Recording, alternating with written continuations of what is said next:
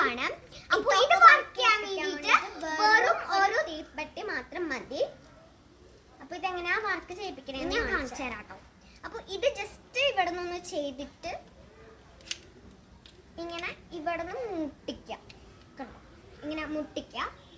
അതിന് ശേഷം ഈ ഒരു തീപ്പെട്ടിക്കൊള്ള എടുത്തിട്ട് അതിൻ്റെ പകുതി ഭാഗം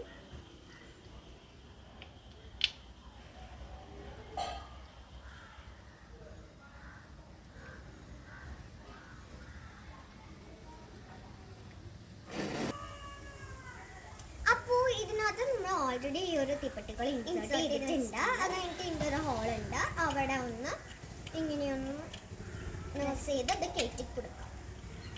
പ്രസ് ചെയ്ത് കയറ്റി കൊടുക്കുക. അതിന് ശേഷം ഇത് സാധാ പോലെ തന്നെ ഇങ്ങനെ ചെയ്തിട്ട് ഒന്ന് വെച്ച് കൊടുക്കുക. അതിന് നമ്മളിത് പൊട്ടിക്കണം. ഇത് എൻ്റെ പൊട്ടിക്കണം വെച്ചിട്ടുണ്ടെങ്കിൽ ഇവിടെ ഒന്ന് പ്രസ് ചെയ്തിട്ടാണ്.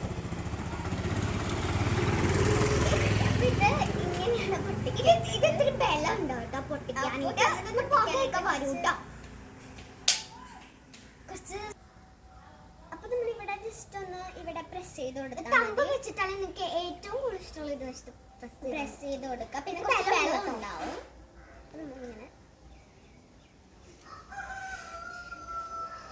ഞാൻ പറഞ്ഞാൽ ഇത്ര ബലം ഉണ്ടാവും. നന്നായിട്ട് ബലം ഉണ്ടാവും. ഞാൻ തമ്പ് വെച്ചിട്ട്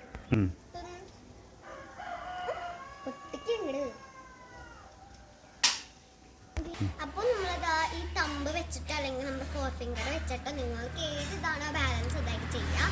ബലം ഭയങ്കര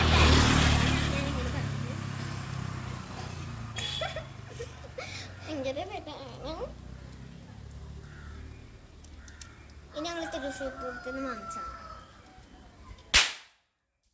ഇതാണ് ഗൈസ്.